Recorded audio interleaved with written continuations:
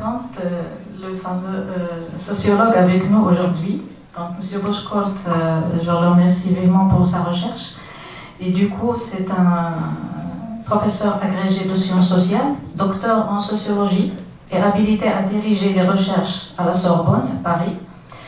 Notre sociologue Gilles Ferriol, après avoir enseigné à Lille puis à Poitiers, est professeur émérite à l'Université de Franche-Comté. C'est une université française fondée en 1423, un établissement public à caractère culturel et professionnel et scientifique.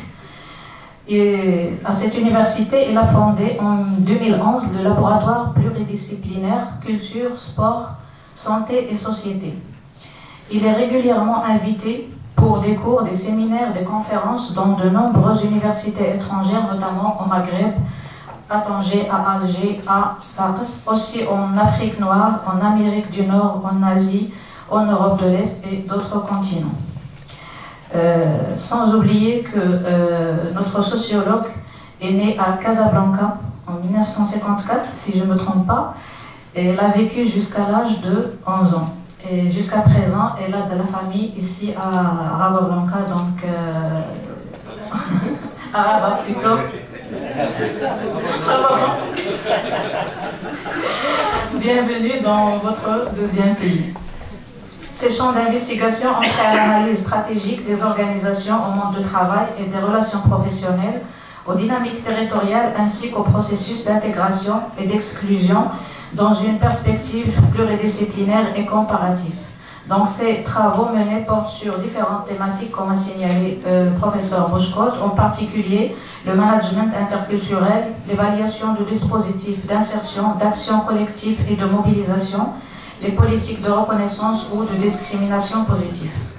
À son actif, comme a mentionné M. Le Doyen, plus de 80 ouvrages, seuls ou sous sa direction, dont certains sont traduits en anglais, japonais, arabe, russe, portugais, ou romain aussi. Donc parmi ces ouvrages, on peut citer qui sont apparus en français, Risques et vulnérabilité en 2013, L'intervention sociale en débat, Nouveaux métiers, nouvelles compétences, 2014, Sentiments et émotions, Médiation et régulation, La validation des acquis de l'expérience, Accompagnement et partenariat, Éducation et bien-être, La persévérance scolaire, Expérimentation et dynamique éducative et d'autres ouvrages qu'on ne peut pas citer. On recense également plus d'une centaine d'articles et notes critiques dans des revues académiques de renom, tant en France qu'à l'étranger, comme la Revue française de sociologie, la Revue de l'Institut de sociologie de Bruxelles, Recherche sociologique et anthropologique de Louvain. De nombreux rapports sur le numérique et ses usages, la formation continue, l'inclusion, les conflits, etc.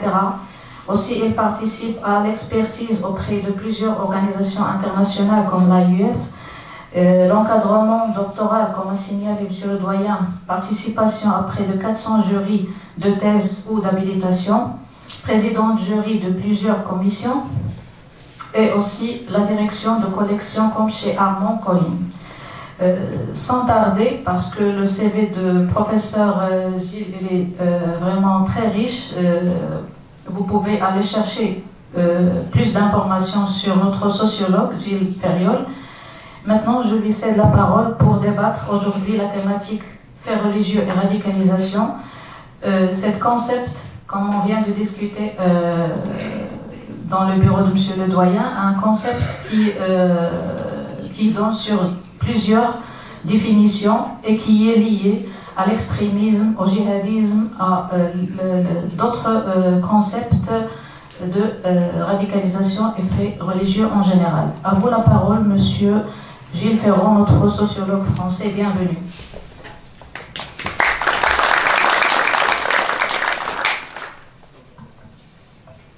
Bien, bonjour à tous. D'abord, bien sûr, un grand merci à la faculté de sciences et d'éducation pour cette invitation à laquelle je suis très sensible. Merci, monsieur, pour vos propos très aimables. Merci, Najat, de jouer ce rôle de médiatrice, ainsi qu'au doyen, que j'ai connu il y a fort longtemps, puisque j'étais dans son jury de thèse, et qu'on a misé sur ce jeune, et vous voyez ce qu'il est devenu. Donc c'est très bien d'être dans un l'environnement chaleureux, puisque on vous l'a dit, le Maroc pour moi c'est important. Mon grand-père est enterré à Casablanca, je suis né à Casablanca. Mon oncle a vécu à l'ambassade de France toute sa vie. Il a quitté aussi à Rabat. Une partie de ma famille a fondé les conserveries à Safi. Et j'avais aussi une cousine qui était à la pharmacie de France à Oujda. Donc c'est de dire que le Maroc, pour moi, c'est quelque chose qui fait que je ne peux pas venir en touriste. C'est quelque chose qui me porte. Et peut-être, il faut-il expliquer mon intérêt pour l'interculturel, grâce à cette jeunesse où je fréquentais au jardin d'enfants à Casa, des petits Marocains, des petits Espagnols, que sais-je. Et c'est vrai que c'est important pour comprendre le rapport à l'autre, la socialisation, la transmission, le rapport entre tradition et modernité. Et petit à petit, j'ai poursuivi dans cette voie. J'ai eu la chance de rencontrer Raymond Boudot, qui m'a accepté comme doctorant. J'ai fait ma thèse avec lui sur des questions de méthodologie. Et ensuite, j'ai fondé des laboratoires qui avaient toujours comme souci de prendre en compte justement ce qu'on appelle maintenant le lien social, le vivre ensemble, la cohésion sociale, à partir de l'altérité. Et j'ai encadré effectivement beaucoup de thèses, en particulier de jeunes doctorants maghrébins, qui ont travaillé sur des questions comme la violence scolaire, comme la mixité sociale dans les collèges à Annaba, par exemple, sur ces questions du vivre ensemble à travers la question linguistique en Kabylie du côté de Tizi Ouzou. Et bien sûr, au Maroc, j'ai eu le plaisir, outre Si Mustapha, de pouvoir prendre en compte les préoccupations de jeunes du CRU sur ces questions-là. Et de fil en aiguille, je me suis intéressé aux questions de déviance, de délinquance, d'incivilité, et nous avons fait des séminaires, des programmes, par exemple avec la Tunisie, autour de la violence scolaire dans une perspective comparative, Maghreb, France, et dans une perspective pluridisciplinaire. Et je pense que dans le domaine de l'éducation, il faut effectivement être là au carrefour des interrogations multiculturelles, et puis d'avoir un regard aussi de l'économie, du sociologue, du philosophe. Et tout cela permet d'approcher un phénomène, le phénomène de la radicalisation, qui est un phénomène qui est complexe, évolutif, mondialisé. Alors, avant de définir précisément ce qu'on entend par radicalisation, par rapport au fondamentalisme, par rapport à l'intégrisme, parce que malheureusement, il y a souvent des confusions, on fait comme si chaque mot correspondait à l'autre, était synonyme. On essaiera d'être un peu précis. On verra le rapport qui peut exister entre la radicalisation religieuse et la radicalité politique. On verra quelles sont les relations possibles. Mais avant, il faut que l'on prenne en considération justement les croyances, et notamment le fait religieux. Vous me permettrez très souvent de prendre des exemples relatifs à la France, mais il est clair que beaucoup de mes propos concernent d'autres environnements. Simplement, c'est pour lancer le débat. Dans la plupart des pays occidentaux, de nos jours, vous le savez sans doute, des revendications religieuses s'expriment de plus en plus dans l'espace public, à l'école, à l'hôpital, dans les services de la petite enfance, dans les établissements pénitentiaires, dans le monde de l'entreprise, sur les terrains de sport, dans les centres de loisirs. Dans beaucoup de sphères, dans beaucoup d'instances, il y a de plus en plus de revendications religieuses. Du coup, les élus, les professionnels, plus généralement les citoyens, ne savent pas toujours comment répondre à ces demandes spécifiques qui peuvent être légitimes. Et du coup, on note des actes de violence, de racisme, de discrimination, qui se réclament de ce type d'appartenance ou de croyance. Eh bien, ces actes tendent à se multiplier, malheureusement. C'est un constat. Et face à ce constat, il convient, ce sera l'objet de ma communication, de nous interroger sur les rapports qu'entretiennent, par exemple, religion et laïcité. Et la mise à l'épreuve de cette dernière, la laïcité, est susceptible de déboucher sur différentes formes de communautarisme ou d'intégrisme. Là aussi, on verra qu'il ne faut pas tout mélanger, essayer d'avoir autant que possible le recul critique qui nous permet de discerner les phénomènes les uns des autres. Alors, revenons d'abord sur le rapport au sacré dans les pays occidentaux. Pendant très longtemps, on a laissé entendre que la religion prenait de moins en moins d'importance. Par exemple, il y a de moins en moins de prêtres, il y a de moins en moins de baptisés. Les gens sont préoccupés par le matérialisme, par la réussite, par les affaires au sens large. Et du coup, la spiritualité aurait tendance à passer au second plan, notamment chez les jeunes générations. Alors on va voir que ce n'est pas aussi simple, et que depuis une vingtaine d'années, il y a des nouveaux comportements qui méritent attention. Et d'abord, une religion. Comment la définir d'un point de vue sociologique? Une religion consiste fondamentalement, c'est le cas de dire, en un ensemble de croyances, de pratiques, qui sont relatives au sacré. Et le sacré s'oppose au profane, le monde du sacré. Et cet ensemble de croyances et de pratiques va unir dans une même communauté tous les individus qui y adhèrent, les fidèles. Et dans de nombreuses confessions, que ce soit le judaïsme, le christianisme, l'islam, le message qui est délivré est censé avoir fait l'objet d'une révélation. C'est la parole de Dieu, en personne, qui va habiter le texte sacré et ses interprètes.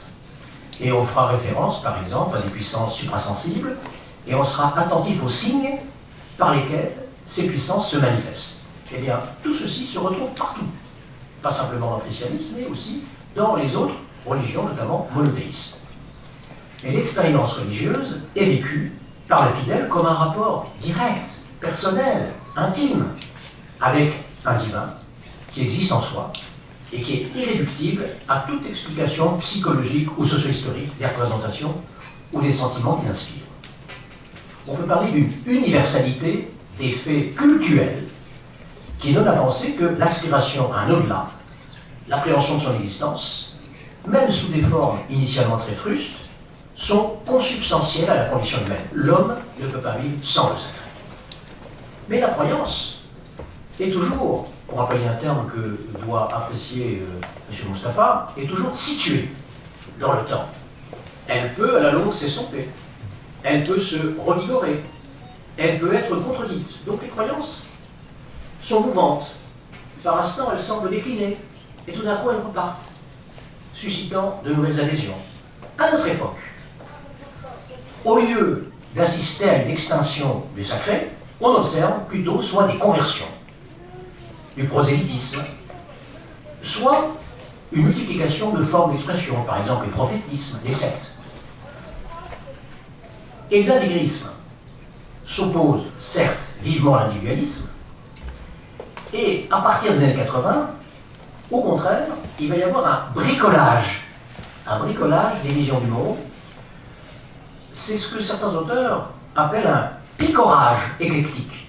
C'est-à-dire on va picorer, prendre un peu ceci, un peu cela, de manière mouvante, dans différentes spiritualités, que l'on va d'ailleurs souvent considérer comme approximativement convergentes. Le christianisme, le bouddhisme zen, le spiritualisme, le chamanisme. Chaque religion est éclatée et se décompose en symboles, en attitudes, en comportements qui peuvent être réemployés ailleurs. Deux experts, Daniel Hervieux-Léger et François Champion, qui sont des spécialistes de la sociologie des religions, nous indiquent qu'on a affaire presque à des pièces détachées. Il y a une sorte de nébuleuse mystico-ésotérique. Alors, qu'est-ce qu'il y a de commun entre ces croyances d'un nouveau genre où on peut mélanger, sous forme de syncrétisme, des traditions différentes? D'abord, la primauté est accordée au cheminement spirituel. Chacun a une route qu'il façonne selon son tempérament, selon le moment de son cycle de vie. Et parfois, il y a même un objectif d'auto-perfectionnement par des techniques comme le yoga, la méditation, la danse. Et même on inclut la santé à travers la thérapie, la guérison, le bonheur, dans une visée du salut. Plus je me porte selon des principes éthiques, plus ma voie vers le salut s'opère dans des conditions importantes. Il y a une conception que l'on appelle monisme du monde. C'est-à-dire qu'on ne va pas séparer de manière tranchée le naturel du surnaturel, la rationalité de ce qu'on appelle l'orthopraxie populaire. Tout ceci est mêlé. Il n'y a pas simplement des érudits à fort capital culturel et d'autres qui vivraient la foi du charbonnier. Il y a des mélanges, et notamment en Afrique noire. Et il y a un attrait aussi pour le charisme de certains leaders, des gourous, des thérapeutes.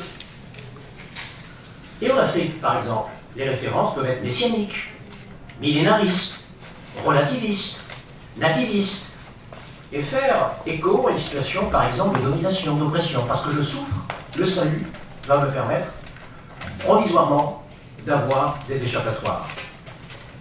Quand on a un climat de frustration, de revendication, une aspiration autonomiste, on peut être séduit par d'autres voies plus spirituelles qui nous permettent de, momentanément, en tout cas, de penser autrement.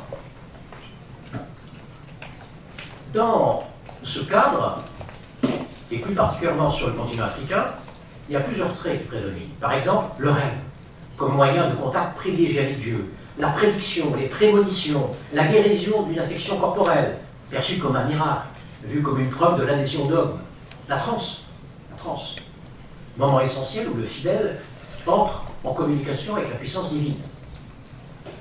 Il y a donc un processus de syncrétisation. C'est-à-dire qu'on n'hésite pas à faire appel à d'autres traditions. Et grâce à cet effort de syncrétisation, on va s'approprier, comme disent les sociologues, des contenus exogènes, par le biais de catégories de pensée de la culture native. On va développer la dialectique matière-forme. Et la mémoire s'incarne dans le corps et se perpétue par des gestes quotidiens, par des actions rituelles, à travers telle ou telle pratique. Pour le dire autrement, le sujet moderne ou post-moderne, il est adepte d'un nomadisme religieux. Il bouge, il est mouvant. Aujourd'hui il adhère, demain un petit peu moins, et puis là, il va rencontrer d'autres pistes, il va explorer. Tel un consommateur qui voit un nouveau produit, mais là c'est un produit spirituel. Un de mes grands amis, l'un des plus grands anthropologues africanistes, Claude Rivière, qui a maintenant 92 ans, parlait d'un lèche-vitrine spirituel. Vous voyez, on a des vitrines, et puis on fait une lèche-vitrine spirituelle. Tout d'un coup, il y a des effets de mode. On est sensible, puis après, on se dit, ça m'intéresse moins, et on passe à autre chose. Un peu comme le consommateur, un peu comme les lecteurs dans les pays occidentaux, qui, au lieu d'être fidèles à un camp ou à un parti donné, va fluctuer selon ses aspirations. Nos croyances apparaissent de plus en plus comme clignotantes. Et les vérités qu'on qualifiait d'éternelles n'existent plus guère que dans le langage des traditionalistes. Au fond, la religiosité contemporaine est à la fois mouvante et composite. Elle est faite d'empreintes, d'associations, de symboles, d'inversions sémantiques, de reconfiguration, où on peut voir s'impliquer des diableries, des saints guérisseurs, des processions, des dévotions fétichistes. Bref, le magico-religieux fonde, pour une très large part, nos conduites. Et plus vous êtes dans le sud, plus cela vous apparaît comme une évidence. Quand vous êtes dans la froide rationalité de l'Occident, on a toujours tendance à prendre ça guère au sérieux. Et là, il faut bien voir, si je prends un exemple, une île qui s'appelle La Réunion, qui est dans l'océan Indien.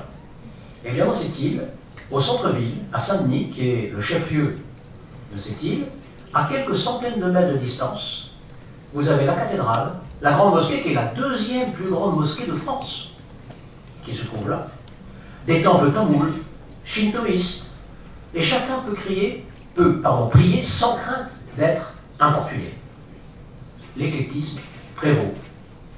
Par exemple, ceux qui sont baptisés, les chrétiens, adorent un saint qui s'appelle Saint Expédite, qui n'est pas reconnu par l'Église et qui est censé protéger le conducteur lorsqu'il prend son véhicule. Il y a de plus en plus de mariages interethniques. Alors qu'avant, on était obligé de suivre le culte du conjoint, il y a de plus en plus d'opportunités pour tracer sa route spirituelle autrement. On peut donc vivre différemment sur un même territoire interculturel sans que la concorde ne puisse être entravée. La religion, elle est toujours explicative, elle pallie un savoir qui est empiriquement défaillant, elle est organisatrice parce qu'elle présuppose un ordre qu'elle veut sauvegarder dans le temps, dans l'univers, Elle est sécurisante, parce que nous avons tous des peurs, des tensions. Eh bien, la religion s'efforce de ramener à un niveau supportable ces peurs, ces tensions psychiques. Comment? Par la foi, par l'espérance. Et elle est intégratrice, parce que c'est un mécanisme de contrôle social, qui est lié à une morale du respect, de la sanction. Et elle va créer une communion des croyants. Alors, ce sont des rappels sur ce qu'est la religion et comment les croyances ont évolué dans nos sociétés modernes. Elles n'ont pas disparu, bien au contraire, elles prennent une nouvelle forme qu'il faut scruter pour bien comprendre les évolutions. Mais, après ce petit cadrage, regardons la relation qui existe, notamment en Occident, entre ce besoin de croire, cette spiritualité, et puis ce que l'on appelle la laïcité. Mais là, il y a beaucoup de confusion sur la définition du terme laïcité, et il est bon d'essayer de bien définir cette laïcité. Et on peut la définir par 4 ou 5 traits fondamentaux. D'abord, c'est une valeur. Celui qui est laïque, il n'est pas l'esprit de la religion. Il consacre, parmi les valeurs, l'une d'entre elles, l'égale dignité des personnes. La valeur laïque, c'est une valeur qui défend l'égalité. Tu es croyant? Très bien. Tu n'es pas croyant? C'est pas grave. On n'oppose pas. On laisse l'égale dignité des personnes, et la croyance ne me donne pas un plus ni un moins. C'est aussi une philosophie. C'est la philosophie des droits de l'homme, la philosophie du citoyen. C'est aussi un principe constitutionnel qui institue, en France en particulier, la séparation des églises et d'État. C'est encore un corpus juridique qui inspire une jurisprudence abondante. Par exemple, en France, depuis la loi de 1905 jusqu'à la loi plus récente, notamment en 2004, on a des indications sur le port ostensible des signes religieux. Faut-il condamner? Doit-on accepter? Jusqu'où? Et on va voir que ça évolue. Mais la laïcité, c'est une méthode de pensée qui va de pair avec une éthique. C'est l'éthique de la responsabilité. C'est-à-dire que vous devez exercer votre esprit critique en vous affranchissant de certains dogmes. Remettre en cause, ça ne veut pas dire que je mets de côté ce qui m'a été légué en termes de spiritualité. Et puis surtout, c'est un mode d'action qui favorise les solidarités, le pluralisme des opinions, la recherche, au fond, tout simplement, de l'intérêt général. Vous voyez, la laïcité, soit vous essayez de la définir en montrant ses différentes facettes, soit de manière caricaturale, vous l'opposez à la religion et vous en faites l'ennemi de la religion. Alors évidemment, si on prend cette deuxième option, on ne peut plus rien dire. En revanche, si on considère raisonnablement ce qu'est cette laïcité, on peut comprendre comment elle va de pair avec certaines pratiques librement consenties et qui apportent leur contribution à l'intérêt général. Mais tout dépend après des limites que l'on met dans un camp ou dans un autre, bien sûr. C'est comme l'égalité, c'est comme la liberté. La perspective ne va pas de soi. Il n'y a pas un texte cardinal qui aurait un contenu univoque, définitif. C'est un concept polysémique qui est actualisé dans la vie quotidienne et qui doit être à chaque fois retravaillé en fonction de l'état des mœurs, en fonction des représentations sociales, en fonction des aspirations des citoyens. Donc ce n'est pas une doctrine figée qui, n'est variétour, quelle que soit l'époque, dit ce qu'il faut faire. Simplement, ce sont des orientations. Et l'orientation peut être lancée, elle peut être modifiée selon les cas. Ce n'est non pas une doctrine stricte, c'est une pierre angulaire de la philosophie politique et qui exige de nous, tout simplement, une attitude réflexive. C'est la moindre des choses quand on est chercheur, et puis à titre personnel, quand on est un individu qui a des capacités de discernement, il fait son jugement aussi. Il n'est pas obligé de prendre pour argent comptant ce qu'on lui dit. Il peut exercer son libre arbitre. Et malheureusement, certains associent la laïcité en disant laïcité à la française. Et non du tout, ce n'est pas un produit exportable. Attention à ce genre d'argument. C'est le hasard de l'histoire. Les Lumières, ça s'est passé en France, mais ça aurait très bien pu se passer dans un autre continent. ce n'est pas parce que historiquement ou géographiquement ça s'est passé dans un pays à tel moment que de fait, tout est imprégné par cet acte de naissance. Quand on défend des principes comme la dignité humaine, ce n'est pas l'apanage des riches, ce n'est pas l'apanage du Nord, ce n'est pas l'apanage de l'Occident, ça a du sens, ça parle aussi ailleurs. La prohibition de l'inceste, c'est réservé aux riches? Non.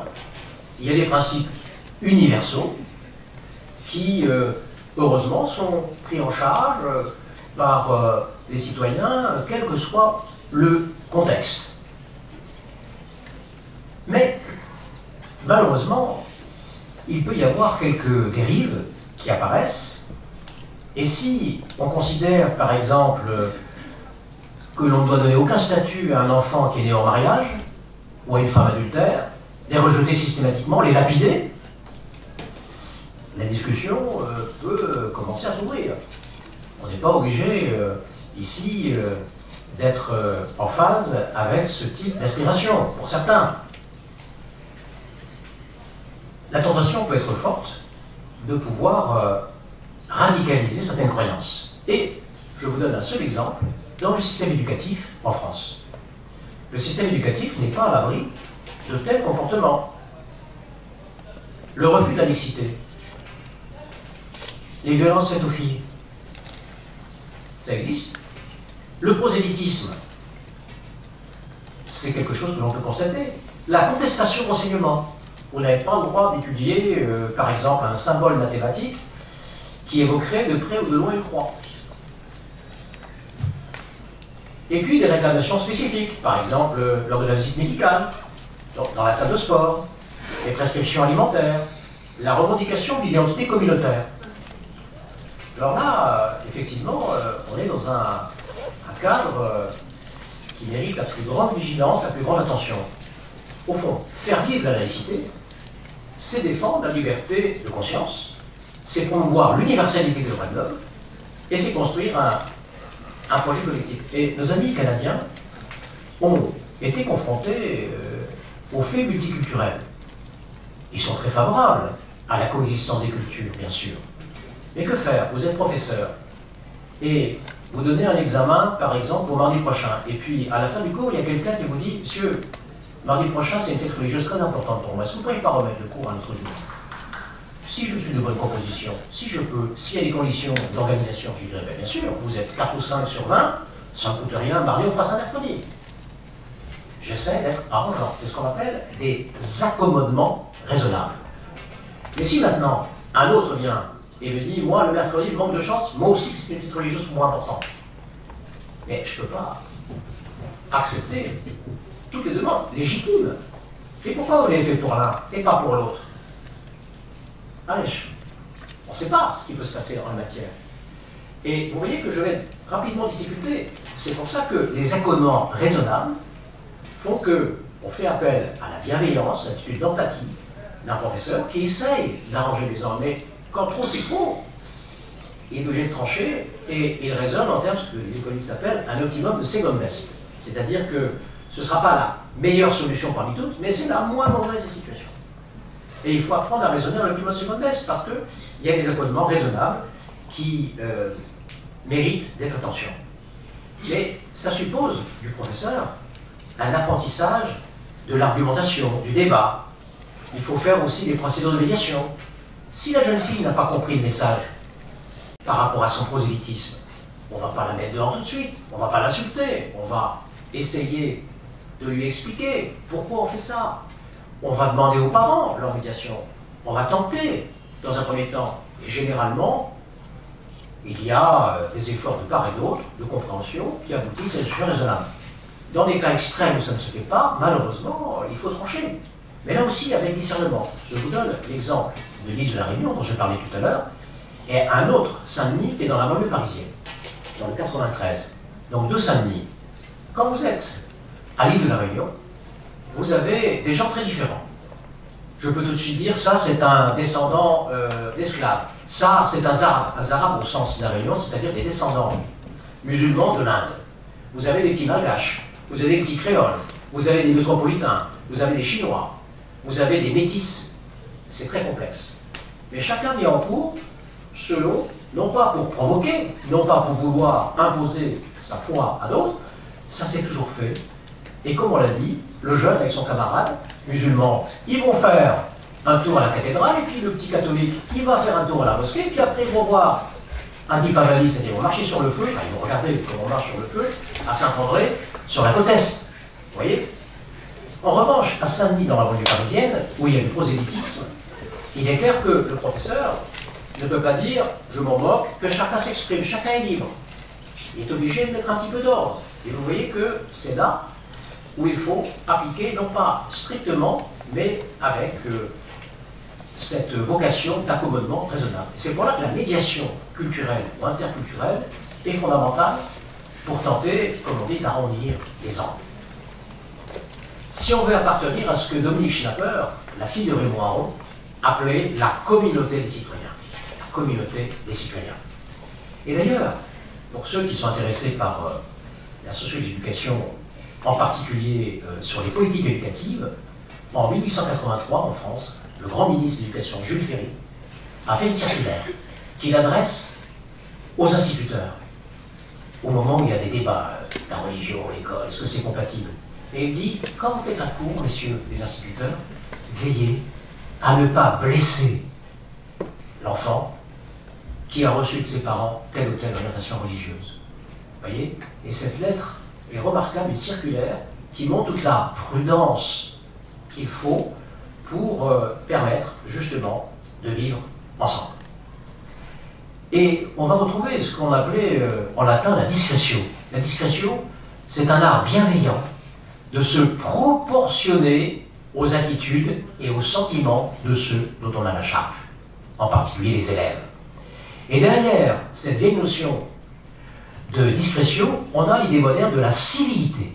La civilité. Les collèges des sages, les réseaux, fonctionnent avec cette idée de civilité.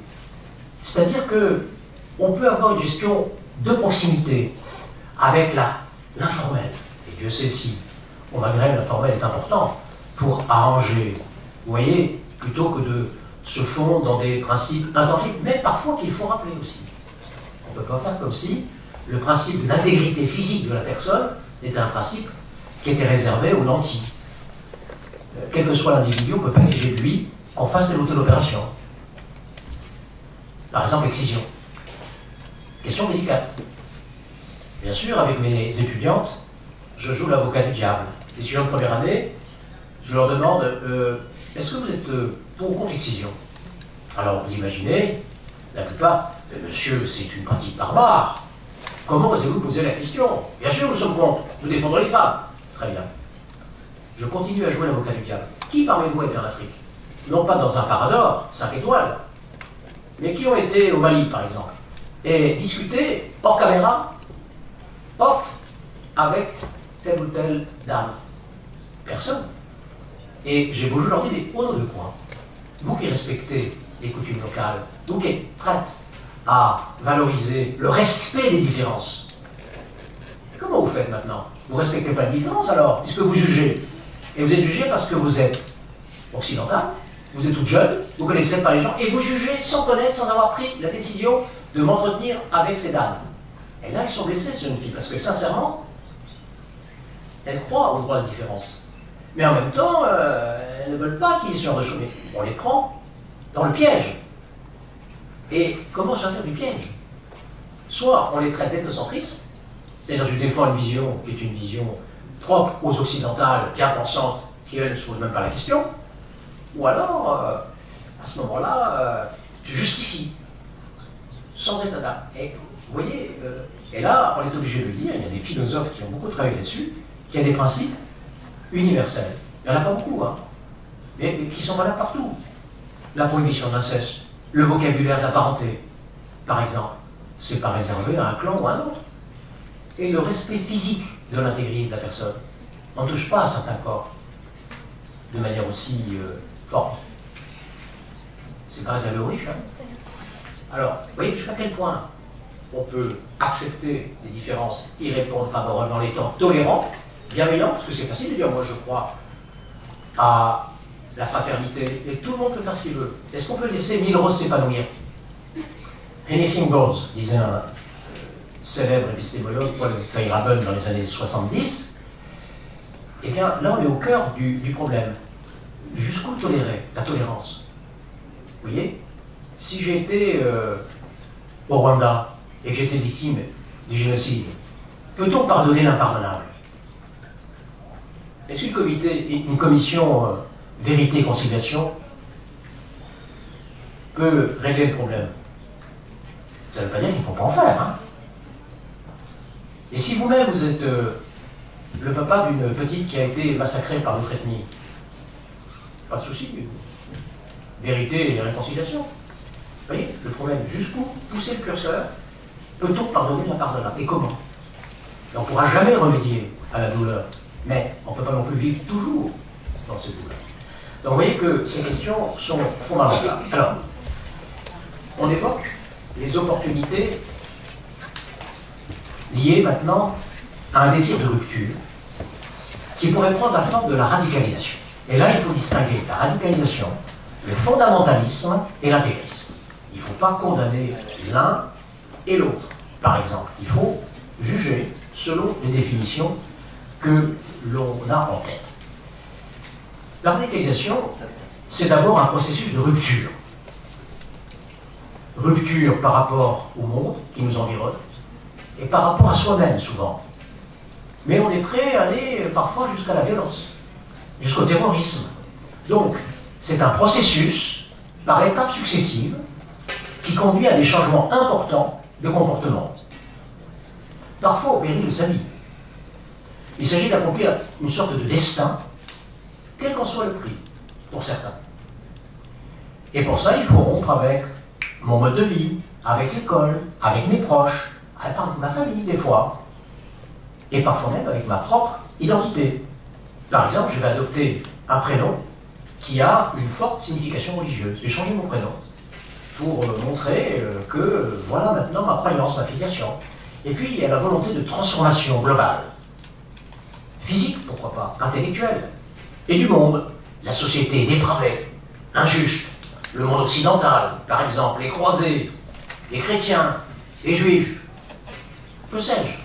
Chacun a son repoussoir en tête. Et on utilise la célèbre phrase « la fin justifie les moyens », parfois jusqu'au sacrifice de sa propre vie. Heureusement, la grande majorité des radicalisés n'ira pas jusqu'à la phase ultime. Mais tous sont engagés dans une démarche qui se veut une expérience initiatique et une mission. Et parfois, c'est tout à fait admissible.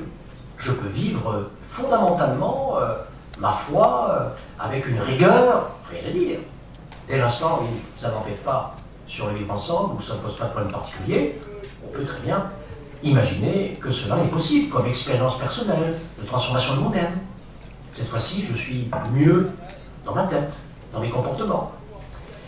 Mais regardons bien les différences qui existent. La radicalisation se distingue du fondamentalisme, qui est défini comme un retour aux sources, une application des textes à la lettre, un mouvement qui peut être spirituel, sans violence, ni prosélytisme, mais qui dérive rapidement vers la volonté d'imposer sa vision des choses. Mais la radicalisation se distingue de l'intégrisme. L'intégrisme, c'est l'idéologisation, l'instrumentalisation politique du religieux. Et le respect des traditions religieuses sert de prétexte à une action politique. Et les préceptes religieux deviennent des slogans politiques.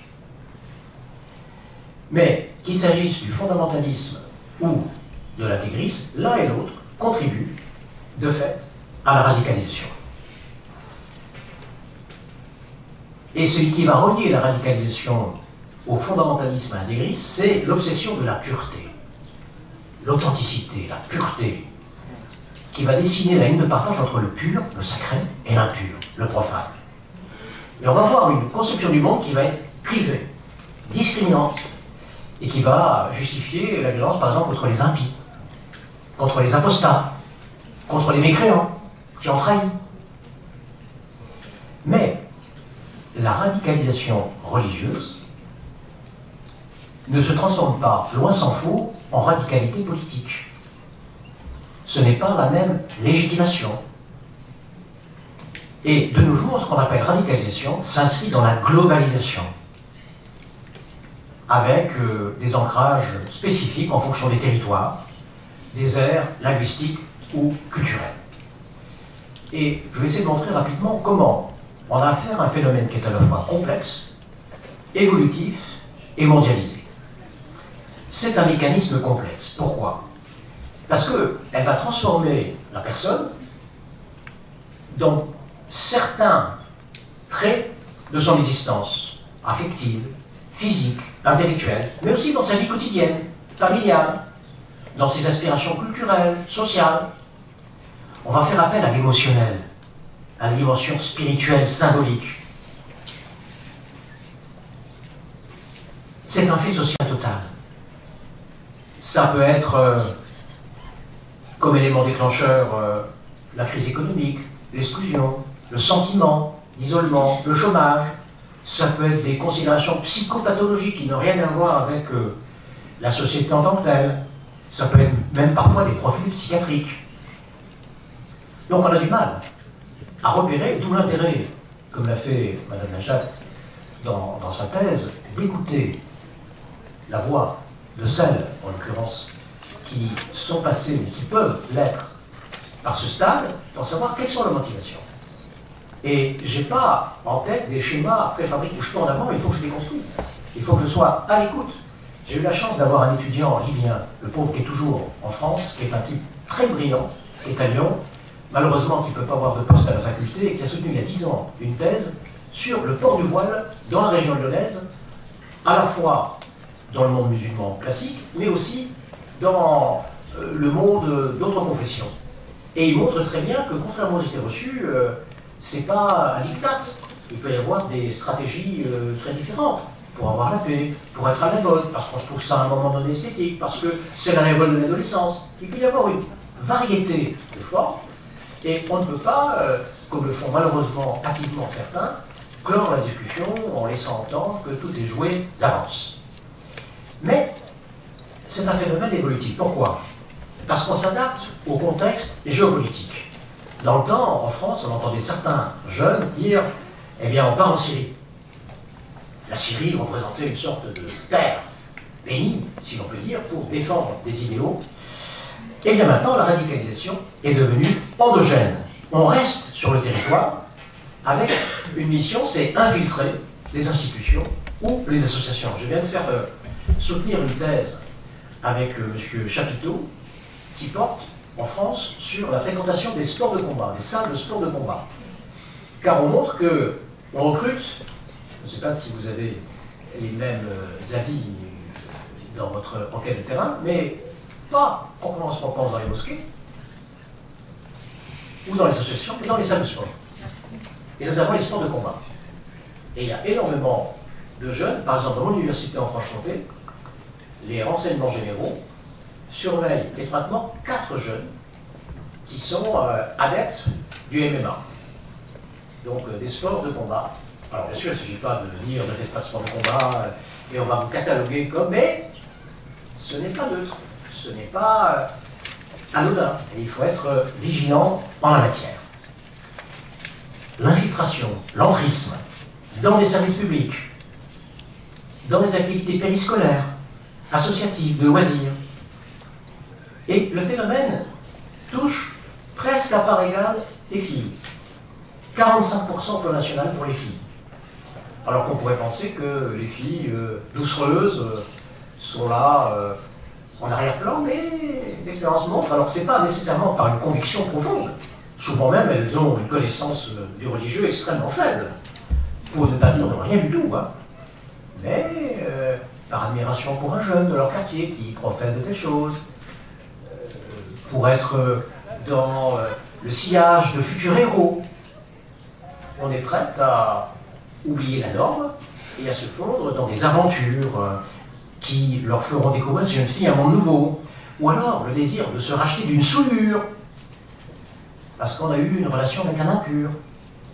Ou alors on se dévoue à une cause humanitaire, en faveur des frères, par exemple du côté de Gaza. On participe à la propagation de la foi en donnant des enfants aux héros, à ses frères. On est fier par la procréation de prolonger la lignée de ceux qui vont dans le bon sens. Et on observe un abaissement, ça c'est tout à fait préoccupant, de l'âge du recrutement. Vous voyez, ça se féminise de plus en plus, et on recrute de plus en plus jeunes, de surcroît. Et les adolescents sont les premiers ciblés. N'oubliez pas le rôle très important, à l'échelle du monde, des médias du cyber-endoctrinement. Les sites de propagande, les jeux vidéo, les réseaux sociaux constituent désormais un mode d'emprise via le net que l'on ne peut pas négliger.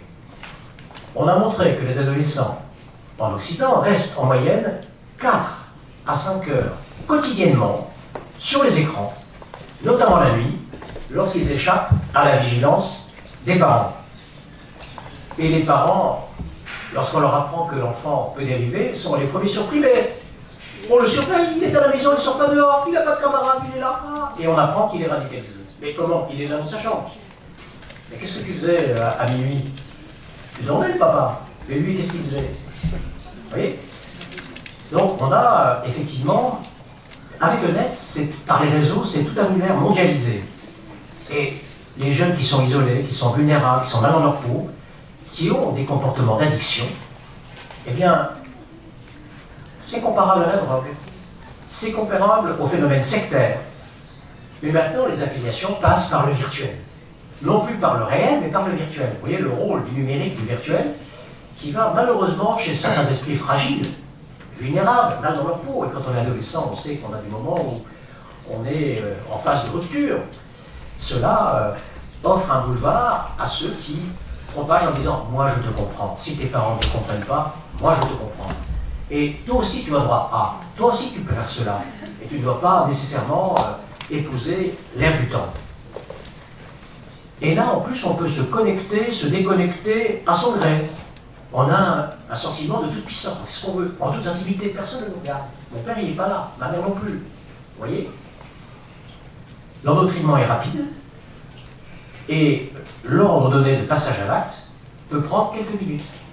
On a eu des affaires récentes, si vous suivez l'actualité internationale, où des jeunes que rien n'aurait pu laisser soupçonner d'avoir de telles allégeances peuvent passer à l'acte sans qu'on sache véritablement pourquoi, sans qu'on ait prévu. Donc quand vous êtes dépendant de nouvelles technologies, quand vous avez un narratif qui est simpliste, parce qu'ils savent, ces personnes qui recrutent, entre guillemets, ou de l'influence forte, ils savent jouer sur la corde sensible. Les textes sont courts, il y a une succession rapide d'images, avec un clic, des musiques hypnotiques, des messages répétitifs. Les sites d'endoctrinement sont très bien faits. C'est des gens extrêmement subtils, qui connaissent les codes des jeunes, qui connaissent le vocabulaire, qui connaissent le côté émotionnel, pour passer à l'acte. Et les internautes peuvent consulter maintenant des applications directement accessibles. Ils ont l'illusion d'anonymat. Et les codes culturels utilisés sont ceux des productions mondialisées audiovisuelles. Ordinateurs, tablettes, jeux vidéo, portables branchés en permanence, écrans connectés, outils de propagande. Et les manipulateurs se frottent les mains. Parce que là, ils peuvent assez aisément faire preuve d'une redoutable efficacité. Parce qu'il y a une rapidité de la diffusion, l'audience est ample, et on peut même cibler les internautes à travers des algorithmes. C'est-à-dire que, comme on sait tout sur ce que vous faites, ce que vous dites à travers votre portable, par des algorithmes habiles, on sait que ce public-là, il y a beaucoup plus de chances d'être touché, donc on va encore diriger des messages adaptés. Et certains groupes terroristes n'hésitent pas à se servir de ce cyber-endoctrinement. Ils mettent des images des jeux vidéo, des films, des séries les plus regardées par les jeunes, et la présentation des religions millénaires. Autrement dit, l'imagerie de la radicalisation va suivre le chemin de la lumière. On va passer à un héros protecteur, un guerrier, un frère de sang, un frère de combat. C'est la logique de l'honneur, de la loyauté. Et par la conquête d'un monde nouveau, on va imposer, justement, ces desiderata. Mais il y a plusieurs étapes. La première étape, c'est la séduction. La séduction. On va repérer les néophytes chez des personnes qui sont, on l'a dit, fragiles, isolées, insatisfaites, frustrées.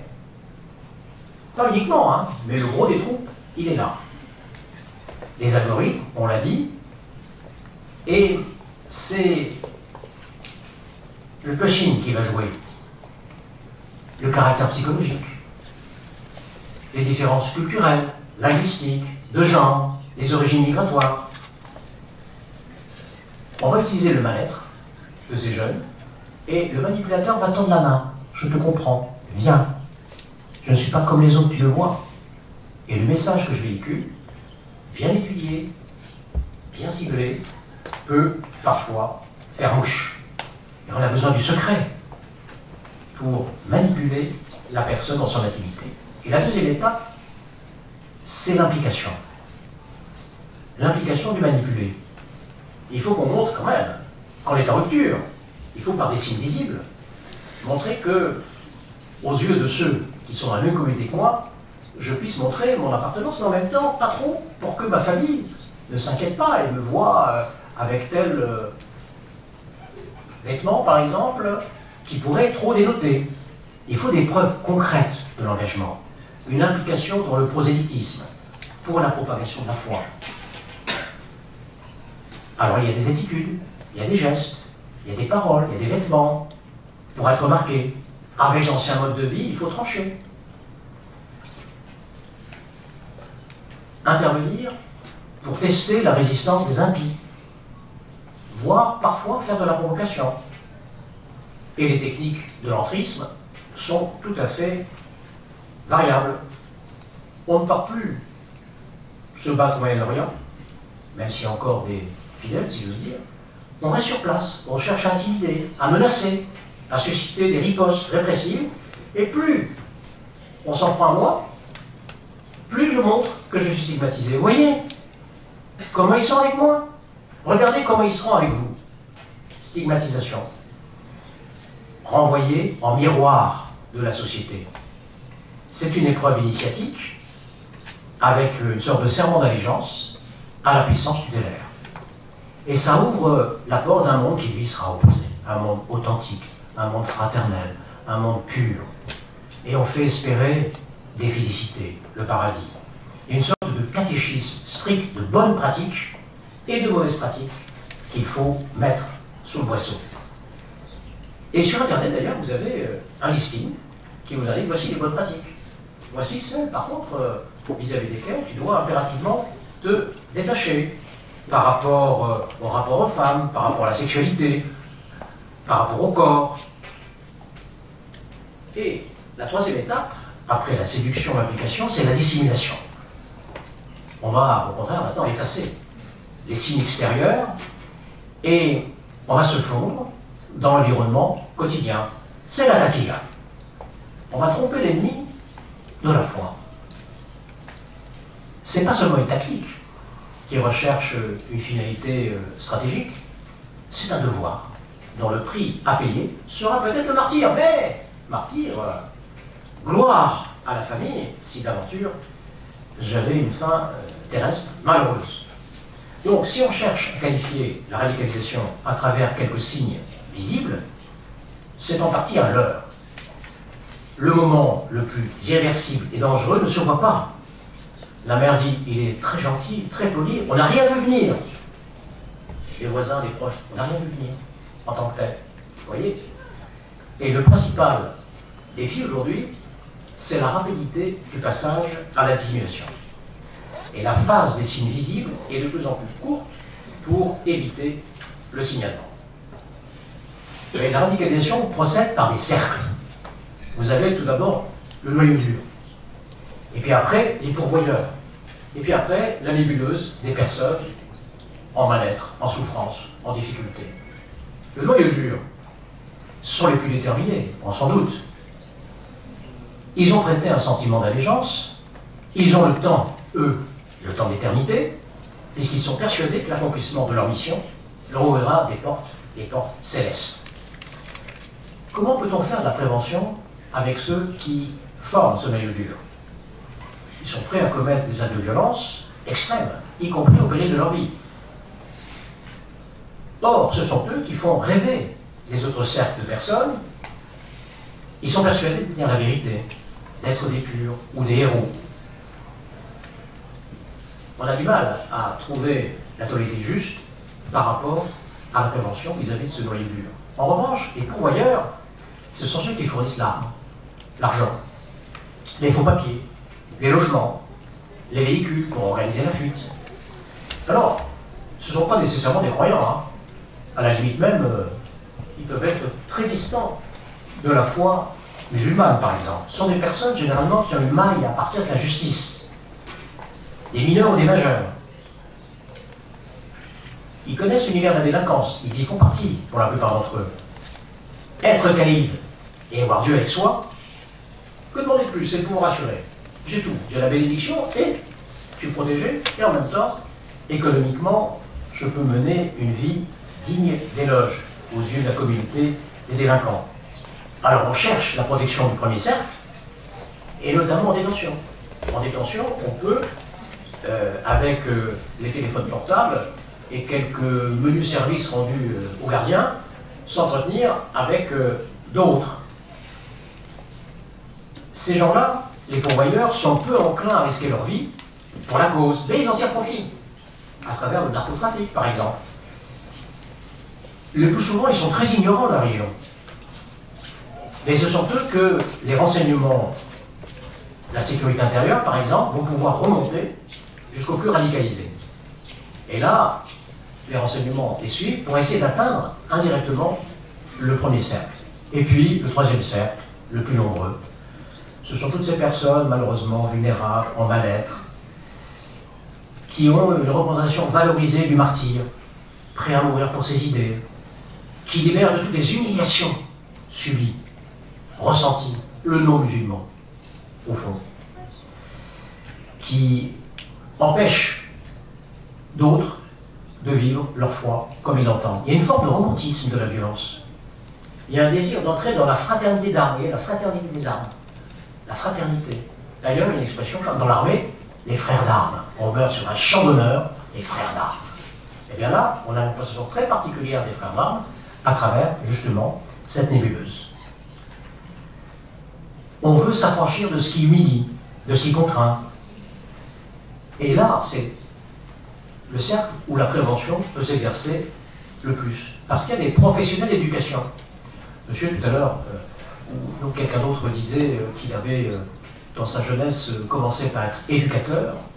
Et c'est vrai que quand on est éducateur de rue, éducateur social, éducateur sportif, au contact de ces jeunes, dans le monde associatif, à travers les syndicats, que sais-je, on peut être plus à même d'agir, de repérer, de pouvoir véhiculer un message qui, autant que faire se peut remettre dans le chemin de la normalité. Donc la responsabilité des professionnels est engagée, et quand ils ne voient pas les signes avant-coureurs, cela peut poser problème. Par exemple, des jeunes qui rejettent l'autorité, qui décrochent de l'école, des institutions, qui refusent les valeurs républicaines, qui ne respectent pas les règles du vivre ensemble, qui rejettent l'égalité, par exemple par rapport au sexisme. Eh bien, ces jeunes-là, attention, ils ne vont pas tout d'un coup devenir radicaux. Mais il faut faire en sorte que on soit vigilant vis-à-vis de leurs propos, de leur comportement, par exemple. Les discours de haine, notamment contre certaines communautés, peuvent être incontestablement des expressions fréquentes de radicalisation. Mais il faut être vigilant. La crise de l'adolescence s'accompagne toujours de périodes de rupture, de rébellion. Ce n'est pas pour autant qu'on va mal se comporter. Mais dans tout processus de radicalisation, il y a ces discours. Maintenant, il faut que l'on voit comment ce terreau peut être fertile. Et là, vous allez avoir trois opérateurs: la victimisation, le complotisme, et je terminerai par le rejet des valeurs républicaines. Pour se développer, la radicalisation a besoin d'un terreau. Hein, c'est comme la bonne terre, les engrais, pour que ça puisse pousser. Plus il y a de personnes qui se sentent victimisées, qui le sont peut-être objectivement, mais qui ont le sentiment subjectif d'être déclassés, d'être rejetés, d'être discriminés, alors c'est laissé pour compte, c'est racisé, c'est un terme qui est apparu avec les mouvements décoloniaux, eh bien, l'endoctrinement vient combler le vide de reconnaissance. J'ai besoin d'être reconnu, personne ne me reconnaît, tout le monde me montre du doigt, j'ai pas droit à telle prestation. Je suis victime de discrimination, par exemple, quand je veux aller le soir dans une boîte de nuit, on regarde mon faciès, on me dit quoi, tu rentres pas. Et l'autre, il rentre. Tout ça, ça me heurte. Et bien sûr, là, vous ouvrez un boulevard, la boîte de Pandore, et on va attirer l'attitude victimaire pour justement être redevable d'un autre regard.